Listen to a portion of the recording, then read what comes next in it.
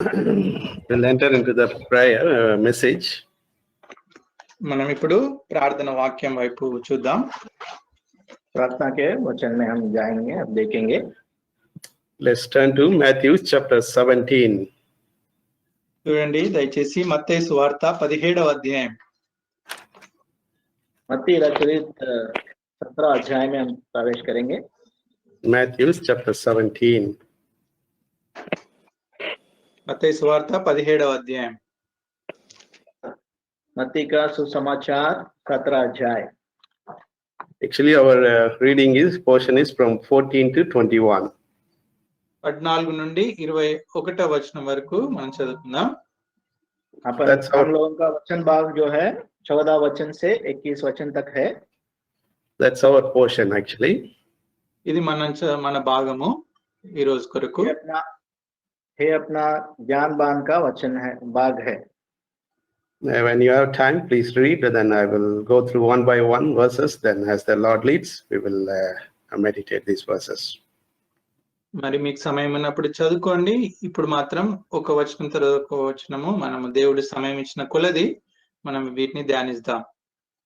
जब भी समय रहेगा आप इस वचन भाग को आप पढ़िए. लेकिन अब हम एक वचन से ध्यान करते हुए आगे बढ़ेंगे. The topic for this day is the measure of faith. ఈ రోజు మనకి ఇవ్వబడినటువంటి భాగం ఏంటంటే లేదంటే అంశం ఏంటంటే విశ్వాసం యొక్క పరిమాణం. यहाँ पे आज का जो हम लोग ध्यानवान करने का जो मुख्य विशेष ये है कि अपना विश्वास का जो कितना उसके ऊपर निर्भर है, हम उसके बारे में आपको याद दिलाता है. The portion we read like this, that there was one man whose son was possessed with a devil spirit, and he brought it to his disciples to heal him, but the disciples could not. ఈ యొక్క భాగంలో మనము గమనించినట్టయితే ఇక్కడ ఒక వ్యక్తి ఉన్నాడు. మరి ఆయన తన కుమారుడు యేసు ప్రభు యొద్దకు యేసు ప్రభు శిష్యుల యొద్దకు తీసుకొచ్చాడు. ఆ కుమారుడు మరి ఆయన దయ్యం పట్టిన వాడుగా ఉన్నాడు. అయితే శిష్యుల యొద్దకు తీసుకొచ్చినప్పుడు వారు అతన్ని స్వస్థపరచలేకపోయారు. यहाँ पे जो हम लोग ध्यान भाग का जो भाग में हम देखते हैं कि एक आदमी अपना पुत्र को जो अपवित्र आत्मा से पीड़ित था उसको लेके आए प्रभु यीशु मसीह के चेलों के पास. लेकिन उस चेलों ने उसके अपवित्र आत्मा को उससे निकाल नहीं पाए हैं. Even Jesus uses a very harsh word in verse 17, "O faithless and perverse generation." Like that, he is using that kind of very strong word. మరి యేసుక్రీస్తు ప్రభువారి సంగతి అంతా చూసి వారితో ఈ రీతిగా కఠినంగా వారితో ఒక జవాబు ఇచ్చి వచ్చారు. అందుకు యేసు విశ్వాసం లేని మూర్ఖతరం వారులారా ఈ యొక్క మాటను మనం 17వ వచనంలో చూడొచ్చు. प्रभु यीशु मसीह भी बहुत ही कठिन बातों से उनसे बात करते हुए कहते हैं कि 17 वचन में कि हे अविश्वासी और हठीले लोग. This was a bit of strong or harsh word.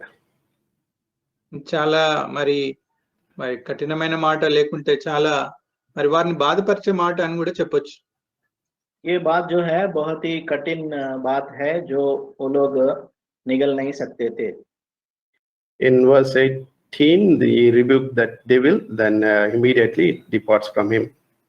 18వ వచనంలో యేసు ఆ దయ్యంను గద్దింపగా అది వదిలిపోయెను.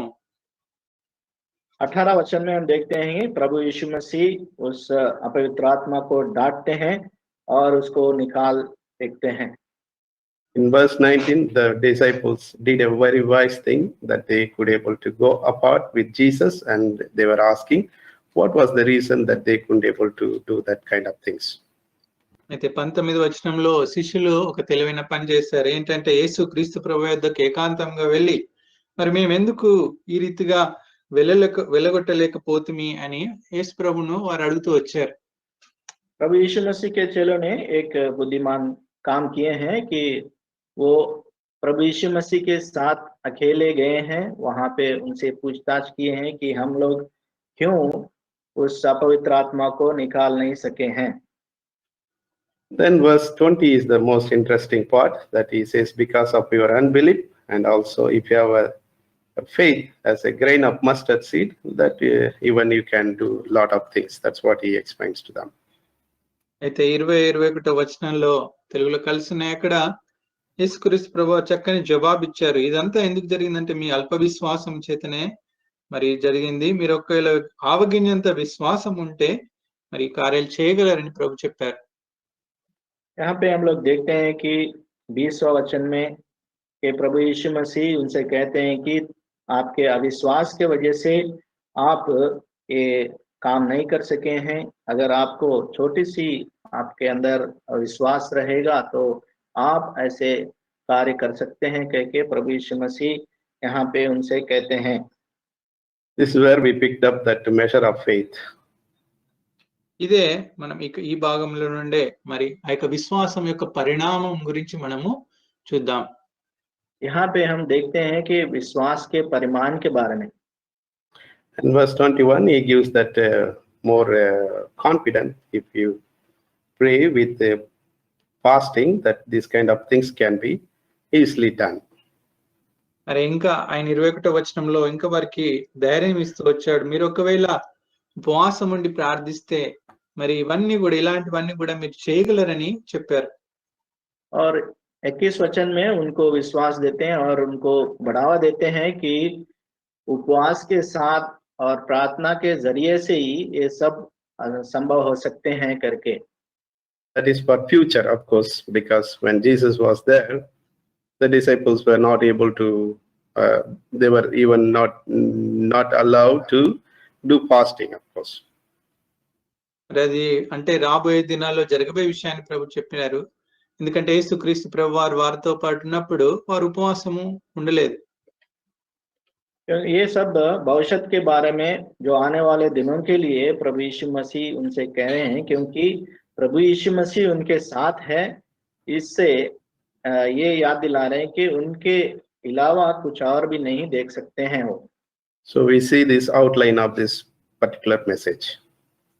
ఈ యొక్క మరి భాగంలో నుండి మనం ఇప్పటివరకు చూసాము. దీని యొక్క సారాంశం మనం చూస్తూ వచ్చాం. इस वचन का हम लोग उसका क्या हमको याद दिलाते हैं, उसके बारे में हम लोग थोड़ी सी उसके बारे में ध्यान किए हैं, पता किए हैं। So we go to verse 14, that he came to Jesus. That's what he approached for his problem.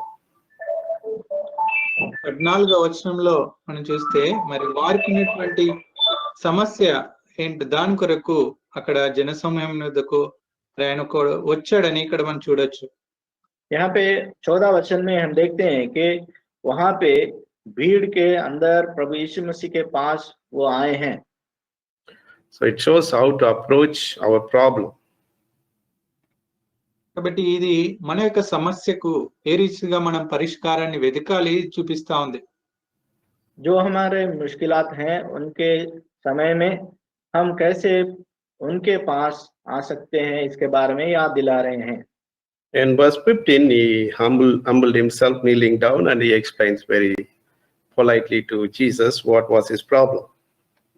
మరి 15వ వచనంలో మరి ఆయన ఎదుట మోకాళ్ళుని ఎంతో దీనంతో మరి ఆయనకున్నటువంటి సమస్య ఏంటో యేసుక్రీస్తు ప్రభువారికి వివరిస్తూ వచ్చారు. हम 15 वचन में देखते हैं कि वो बहुत ही नम्र दशा से अपने आप को बहुत नम्र करते हुए अपने समस्या क्या है, वो उसके ऊपर क्या बीत रही है, उसके बारे में प्रभु यीशु मसीह को बताते हैं। He says, Lord, have mercy upon my son. ఆయన చెప్తూ వచ్చాడు, ప్రభువా మరి నా కుమారుని కరుణింపుమని అడిగాడు. वो कहते हैं कि हे प्रभु मेरे पुत्र पर दया कर। And he explains the problem in that down the lines. మరి కింద భాగంలో ఆయనకున్న సమస్యను వివరించాడు. और निचले भाग में हम देखते हैं उसके पुत्र को क्या समस्या है, उसके बारे में विवरण भी दे रहा है। And he says lunatic. ఇక్కడ తెలుగులో చాంద్ర రోగి అని చెప్పాడు. यहाँ पे हिंदी में लिखा है कि वो मिर्गी का रोग से पीड़ित है। In that, it's like commonly called moonstruck disease, something they believed it on those days.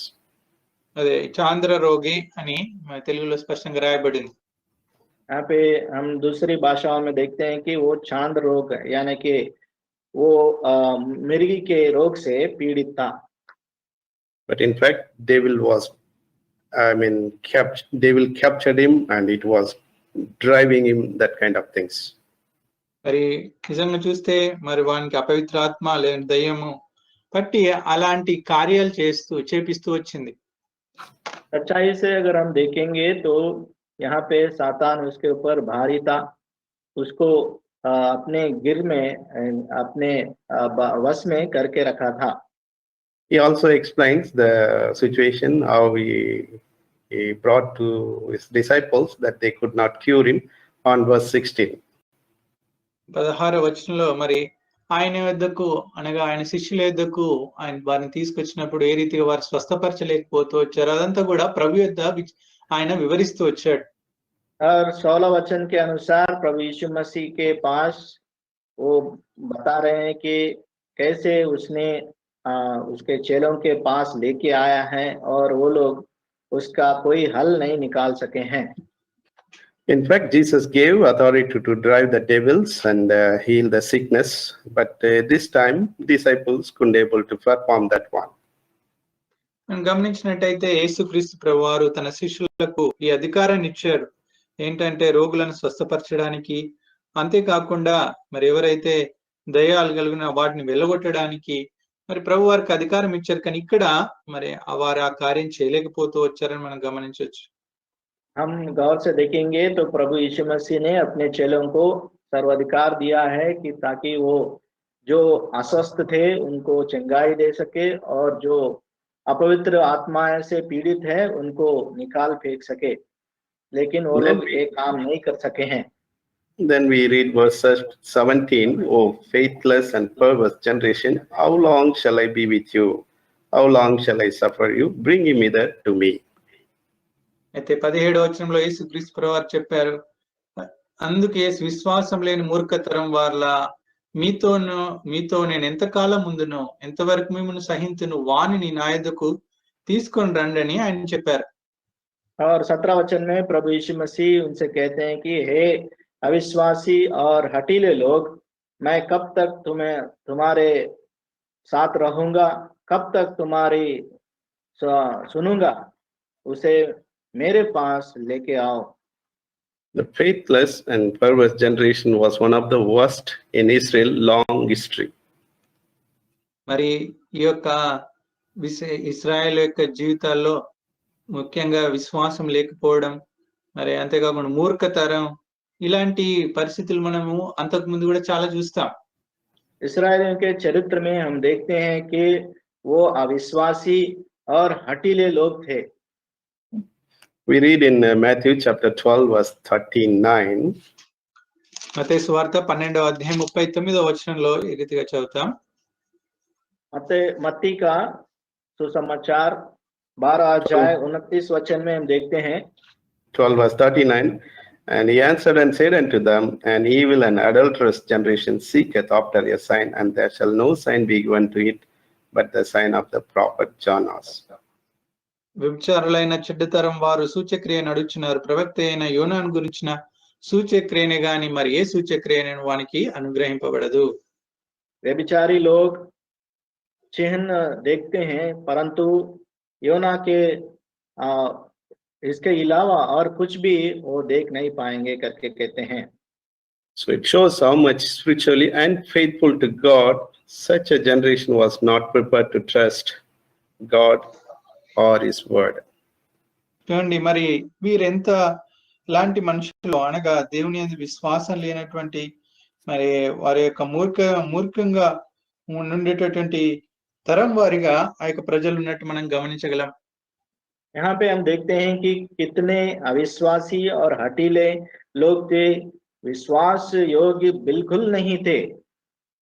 In Hosea chapter 1 verse 12, 1 verse హోషేయ 2, గ్రంథము sorry. 1వ అధ్యాయం 12వ వచనము. No, 1 verse 2, we read.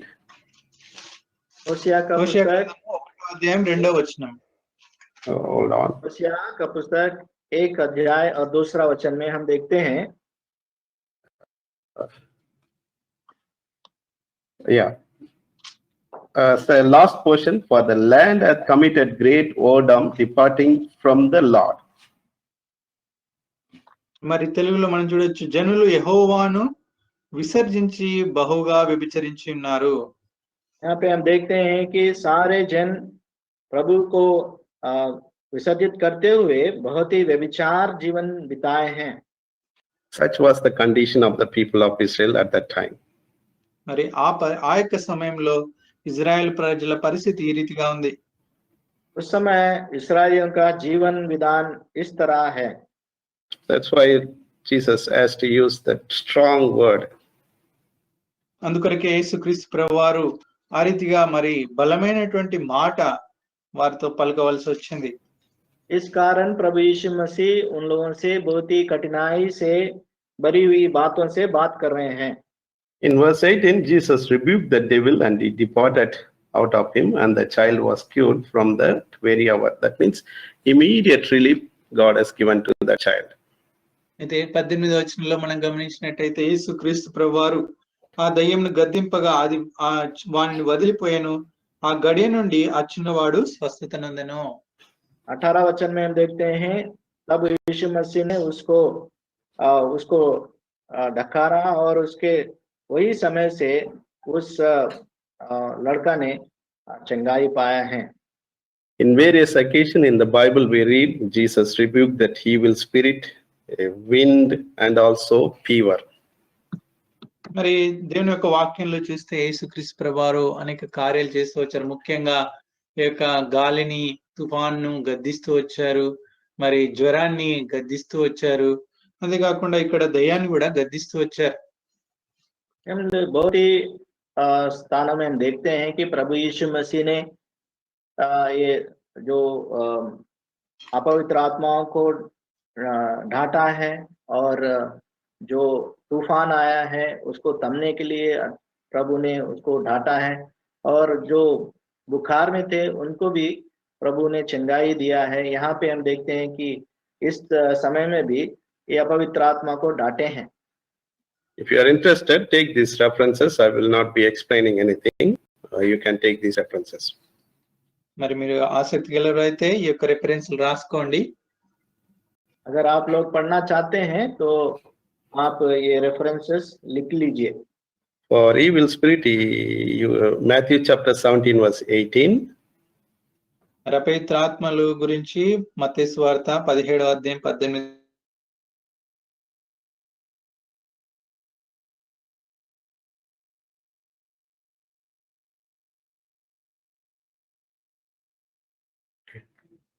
Back. Okay.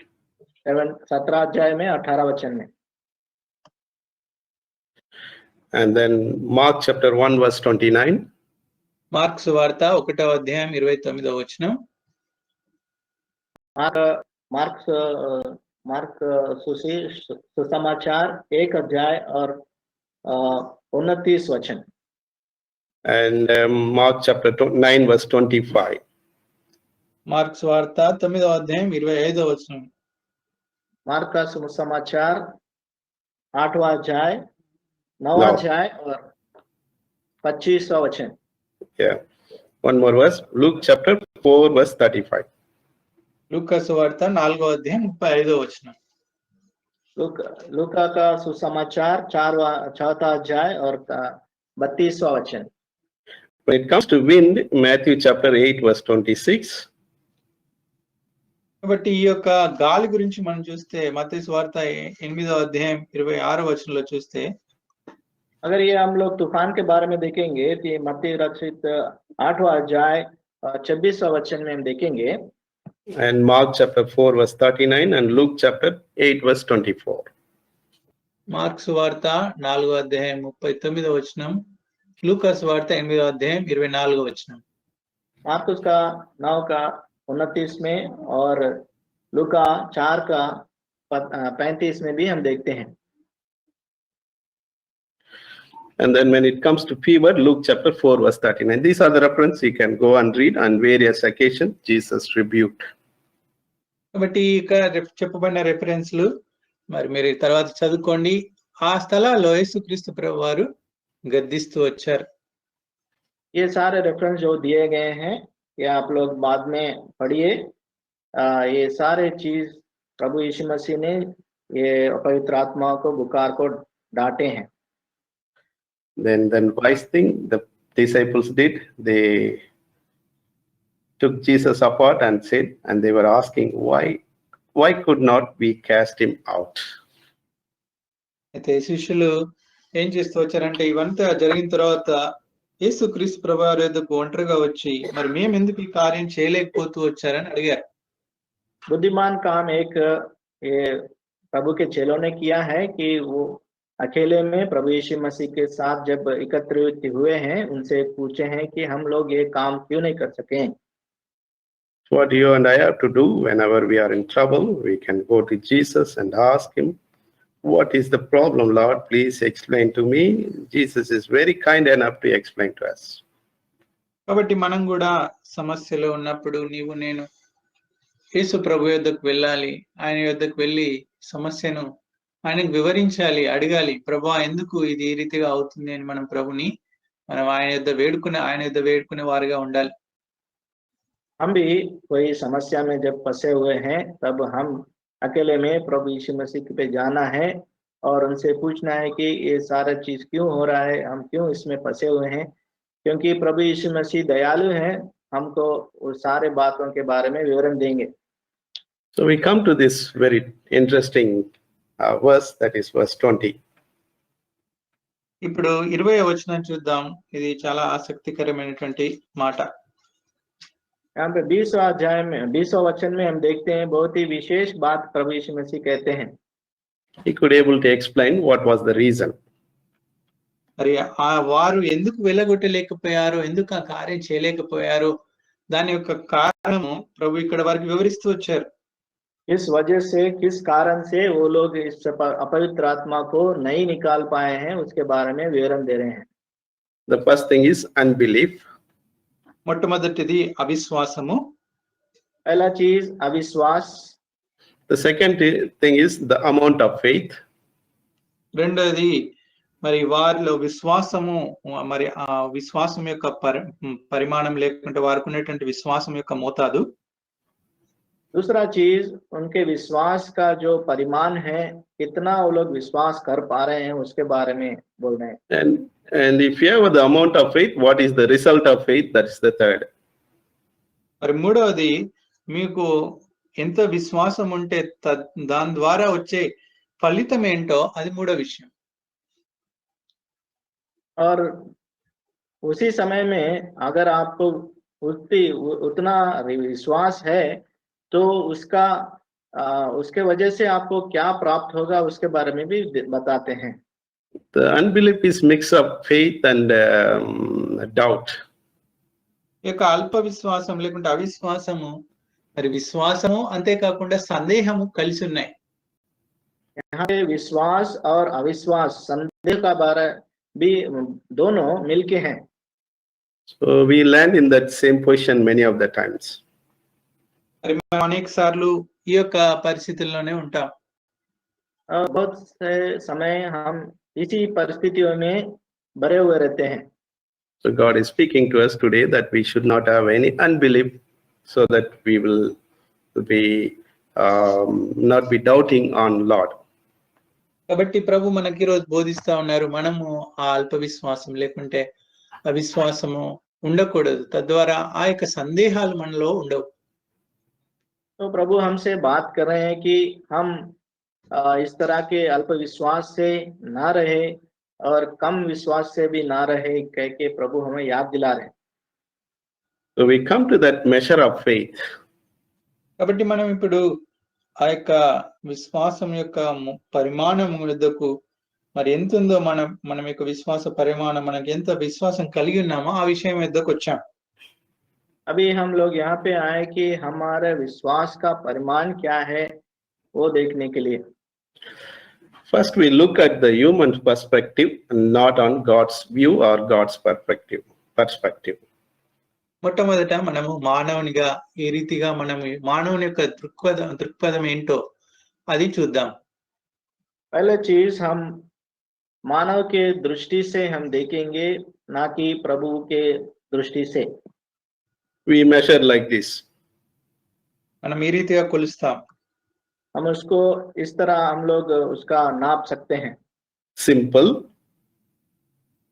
సాధారణంగా, बहुत ही सरल तरीका से, difficult, లేదంటే కష్టతరంగా, थोड़ा मुश्किल काम से, and then third one we think that is impossible. మరి మూడవది మనం ఏమనుకుంటామంటే ఇది అసాధ్యం అనుకుంటాం. और तीसरा जो है असाधारण, हमसे ना हो पाएगा. So human difficulties become the stumbling stone of faith. Means we can't take out that one. Yes, please. కాబట్టి మానవుని యొక్క దృక్పథంతో మనం ఆలోచించి ఆ యొక్క మానవుని యొక్క ఆ యొక్క బలహీనతలు లేకుంటే ఆ యొక్క సమస్యలను గురించి మనం చేస్తే మరి మనము నిజంగా ప్రభు యందు విశ్వాసం ఉంచలేము, లేకుంటే అది అసాధ్యం అని అనుకుంటాం. मानव रीति से हम देखेंगे, उसके हम नापेंगे तो हमारे बस में वो नहीं आएगा, हम उसको कर नहीं पाएंगे, झेल नहीं पाएंगे. I want to give you 3 examples very briefly how this simple faith and difficult faith, impossible faith worked in various ways in the scripture. కాబట్టి దేవుని వాక్యంలో నుండి మనం 3 ఉదాహరణలను చూసుకుందాం. మరి సామాన్యమైనటువంటి విషయంగాను, అంతేకాకుండా కష్టతరంగాను, లేకుంటే అసాధ్యంగా ఎరగేతిగా ఎంచుతామో, ఏ రీతిగా మనం ఆలోచిస్తామో ఆ విషయాల గురించి 3 ఉదాహరణలు మనం చూద్దాం. हम 3 उदाहरण देखेंगे बाइबल में से. पहला चीज बहुत ही साधारण, दूसरा कठिनाई और तीसरा असाधारण काम. Matthew chapter 9 verses 20 to 22 if you read, మత్తయి సువార్త 9వ అధ్యాయము 20 నుండి 22 వరకు చూస్తే, मत्ती का सुसमाचार 9वां अध्याय 20 से लेके 22 तक अगर हम पढ़ेंगे, in verse 21 we read, that woman, if I may but touch his garment, I shall be whole. She was having very simple faith that if I may but touch his garment. ఇక్కడ ఒక స్త్రీని చూస్తాం. ఆమె చాలా సామాన్యమైనటువంటి విశ్వాసం కలిగి ఉంది. ఆమె ఏమనుకుంటుందంటే, ఒకవేళ నేను ఆయన యుద్ధకు వెళ్ళి ఆయన పైన వస్త్రాన్ని మాత్రం ముట్టితే నేను బాగుపడుతుందని తనలో తాను అనుకుంది. यहाँ पे हम एक स्त्री को देखते हैं कि वो बहुत ही सरलता से, बहुत ही साधारण विश्वास से प्रभु यीशु मसीह के कपड़े को अगर छू पाएगी तो वो चंगाई पा सकती करके विश्वास किया है. She exercised her simple faith. God honored her faith. మరి ఆమె చాలా సామాన్యమైనటువంటి విశ్వాసము ఆమె అవలంబించింది. అప్పుడు యేసుక్రీస్తు ప్రభువారు ఆమె యొక్క విశ్వాసాన్ని ఘనపరుస్తూ వచ్చారు. और इस स्त्री ने अपने साधारण विश्वास को प्रदर्शन किया है और प्रभु ने उसका विश्वास को आदर किया है, उसको प्रभु ने चंगाई दिया है. So if you and I have that kind of simple faith, God honors our faith. కాబట్టి నీవు నేను కూడా ఇలాంటి సాధారణమైనటువంటి విశ్వాసం కలిగి ఉంటే దేవుడు తప్పక దాన్ని మరి ఘనపరుస్తారు. आप और मैं भी इस साधारण विश्वास को दिखाएंगे तो प्रभु हमारे विश्वास को बढ़ोतरी देंगे. We move to the second point, difficult faith, difficult situation. రెండో విషయము మరి కష్టతరమైనటువంటి పరిస్థితి, ఆ రీతిగా ఆలోచించడం. और दूसरा चीज कठिन समय जो हम ना कर थोड़ा मुश्किल से कर पाते हैं. We read in the Old Testament book of Joshua, యెహోషువ గ్రంథము यहोशू का पुस्तक chapter 2, we read, 2వ అధ్యాయంలో दूसरा अध्याय में हम देखते हैं. please go and read, and some of you may know this situation, so I will not go through all these things, but verse 4. మీకు ఇక భాగం తెలిసి ఉండొచ్చు. అయితే ఇంటికి వెళ్ళిన తర్వాత చదువుకోండి. తర్వాత 4వ వచనం మనం చూసే భాగం. आप घर में जाने के बाद आपके रूम में आप इसके बारे में पढ़िए, लेकिन हम लोग अभी चौथा वचन देखेंगे।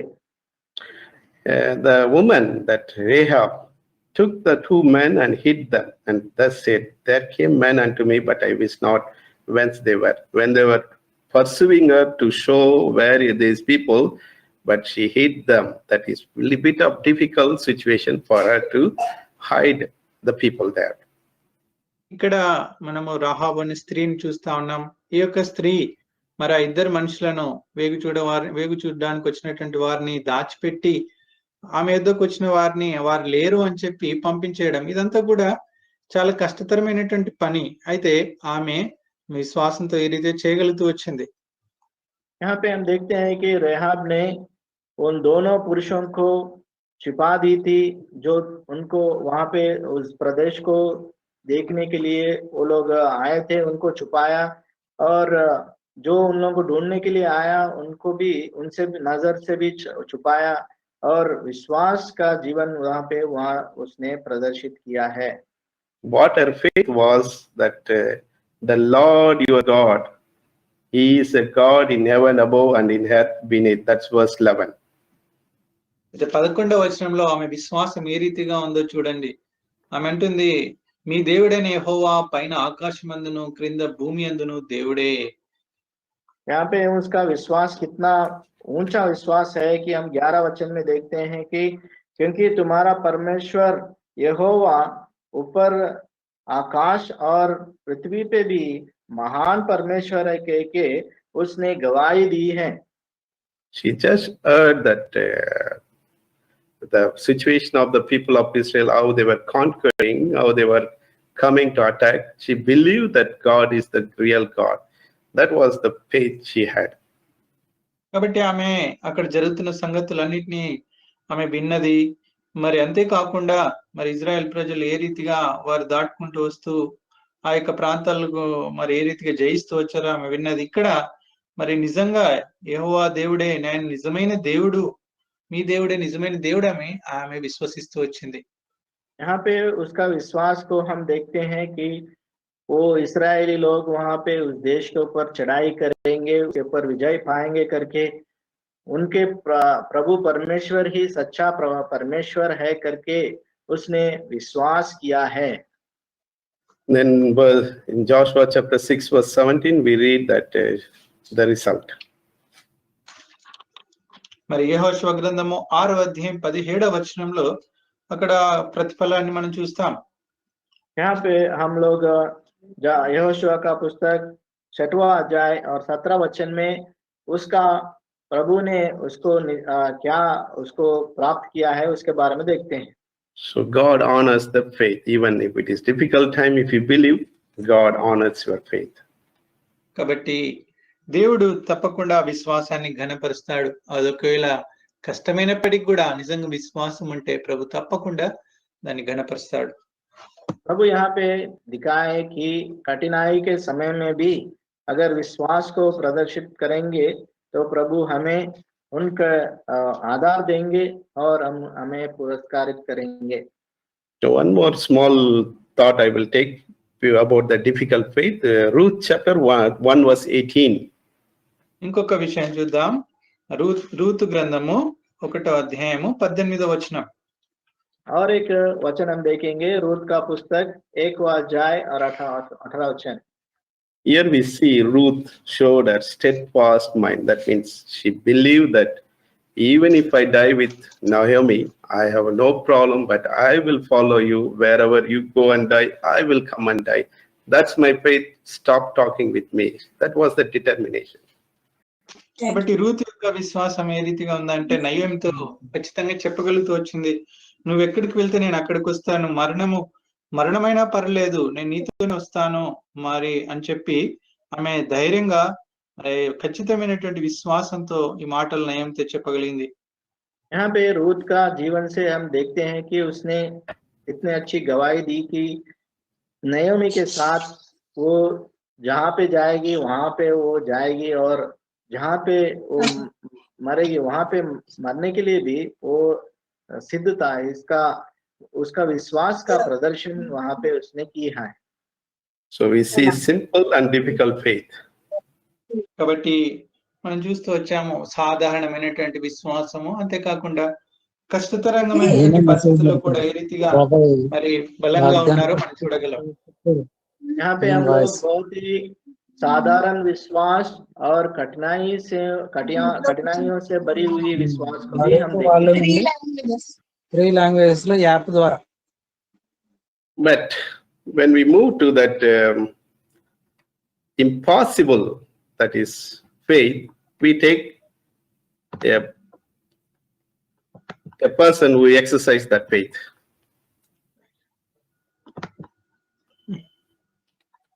We move to impossible faith, that we see one person who exercise that faith.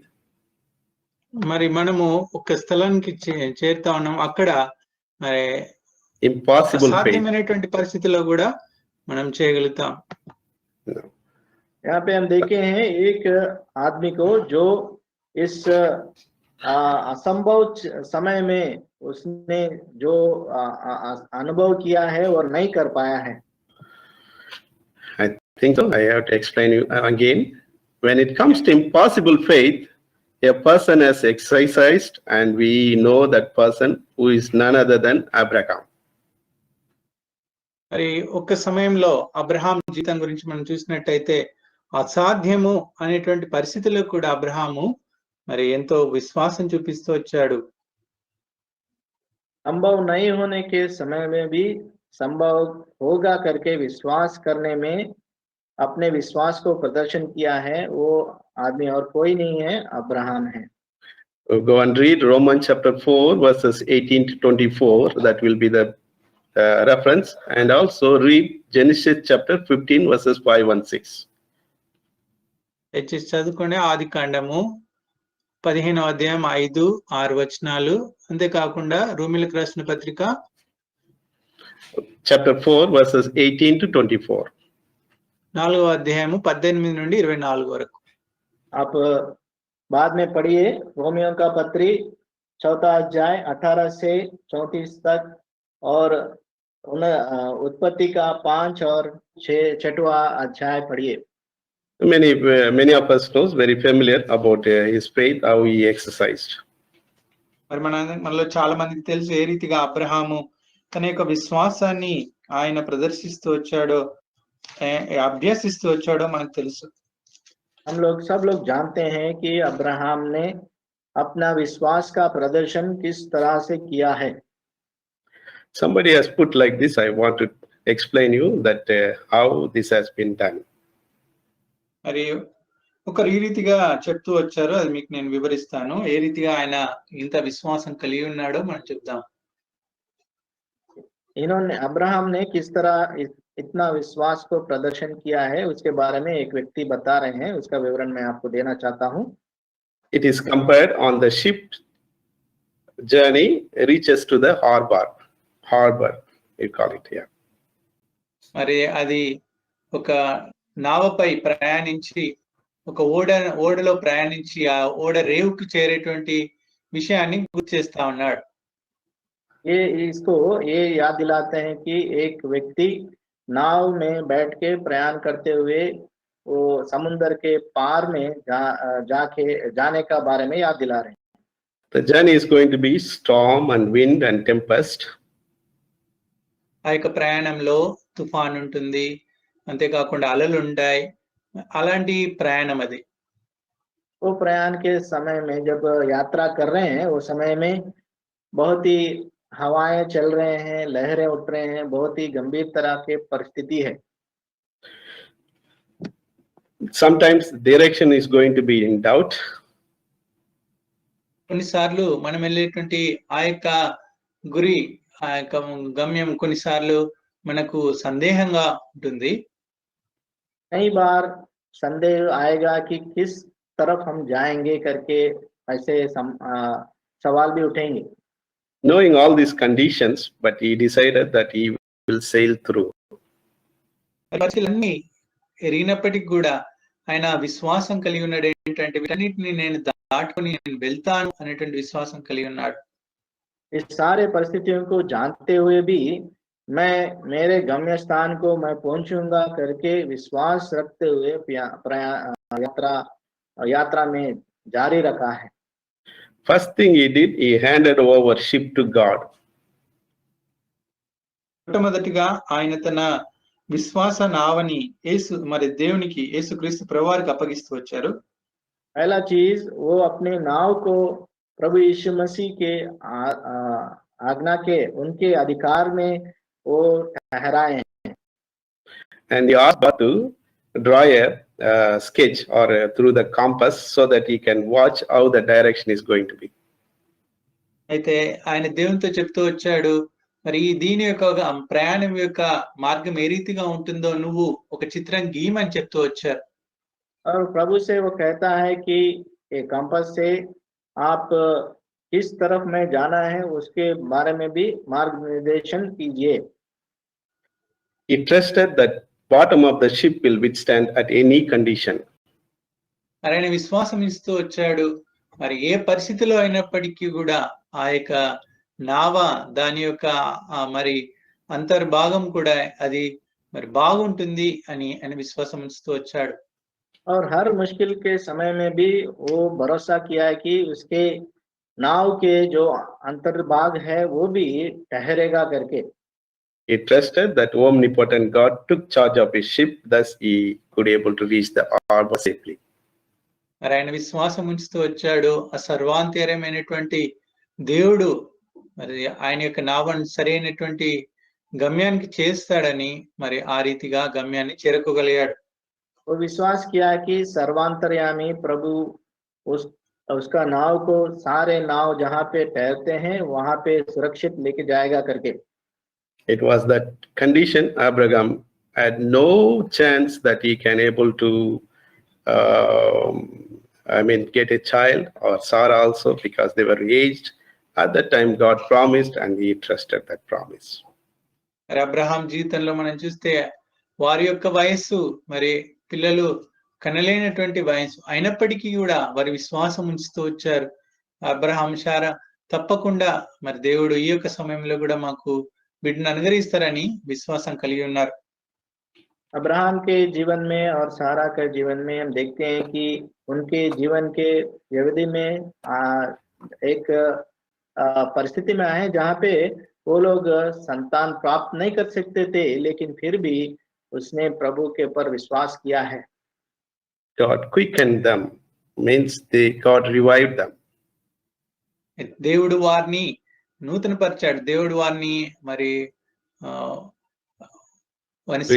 వారిలో ఉజ్జీవం అనుగ్రహిస్తూ వచ్చారు. प्रभु ने उनको पुनर्जीवन दिया है ताकि वो प्रेरित हो और प्रभु के अंदर एक नया जीवन उनके अंदर मिले। In Ephesians 2:1 we read, and you had quickened you who were dead in trespasses and sins. God also helped us to be saved because we were in dead condition, in the sinful dead condition.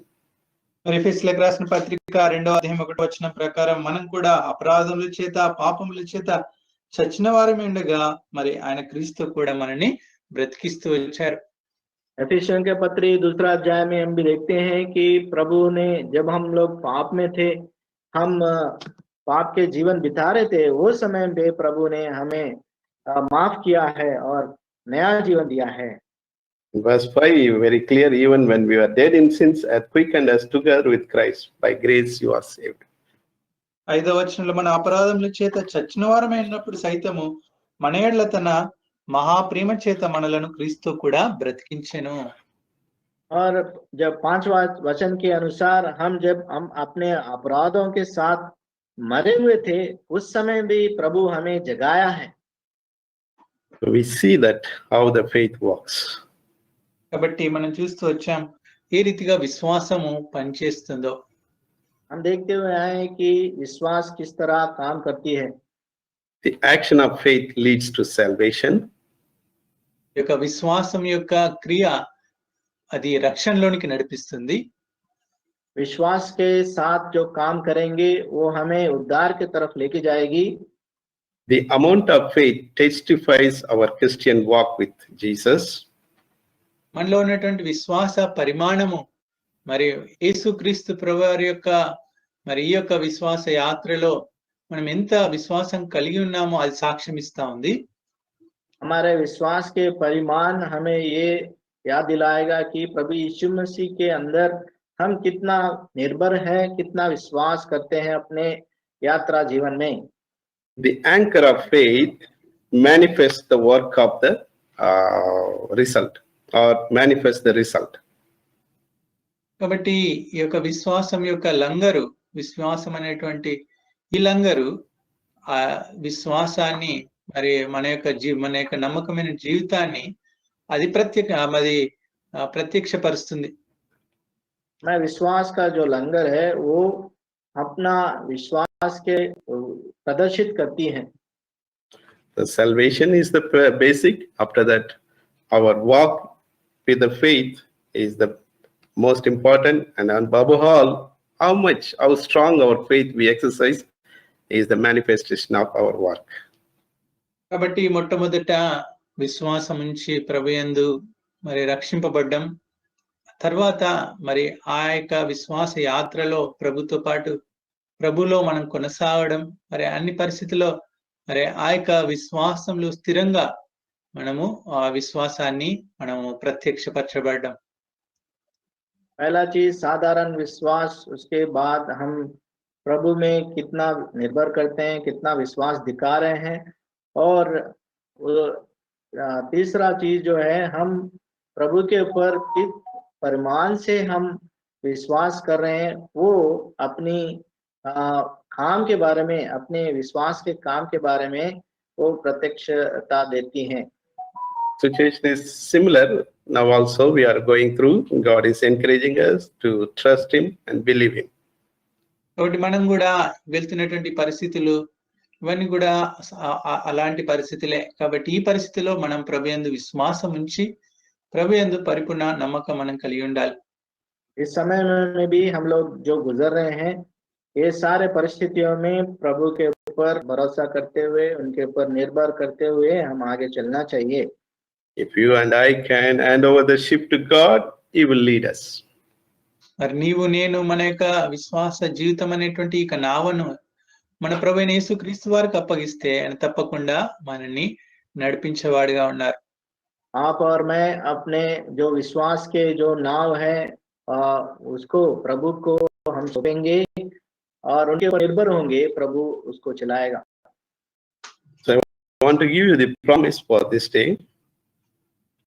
ఈ దినం కొరకు వాగ్దానము, आज का दिन का वाचा हम देना चाहते हैं। Nehemiah chapter 8 verse 10, the last portion, for the joy of the Lord is your strength. Nehemiah గ్రంథము 8వ అధ్యాయము 10 verse 10, the last portion, for the joy of the Lord is your strength. 10వ వచనంలో యెహోవా వలన యెహోవా యందు ఆనందించుట వలన మీరు బలమొందుదురు. नेहम्याह का 8वां अध्याय और 10वां वचन में कि यहोवा के अंदर जो आनंदित करेगा वो भरपूरी से भरेगा। And the second promise, రెండవ వాగ్దానము दूसरा वादा Psalm 107 verses 28, 29 and 30. కీర్తనలు 107, 28, 29, 30. भजन संहिता 107, 28 से लेके 30 तक। Then they cried unto the Lord in their trouble, and He bringeth them out of their distress. He maketh the storm a calm, so that the waves thereof are still. Then are they glad because they be quiet.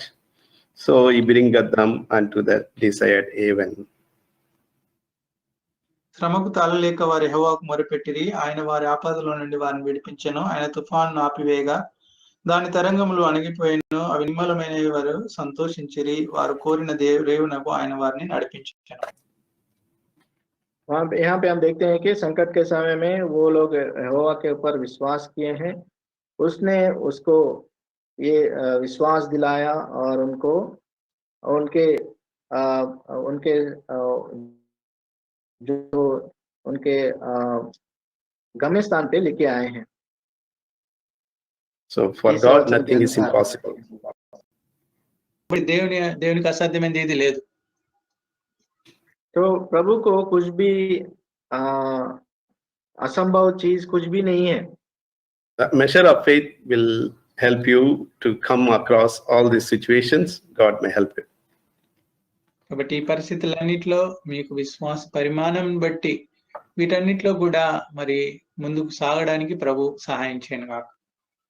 प्रभु तुमको सहायता दे कि आप सारे परिस्थितियों को झेल सके और विश्वास से आप इन सब को पार कर सके। God may bless this portion. దేవుడి వాక్యాన్ని దీవించును గాక. प्रभु इस वचन को आशीष दे।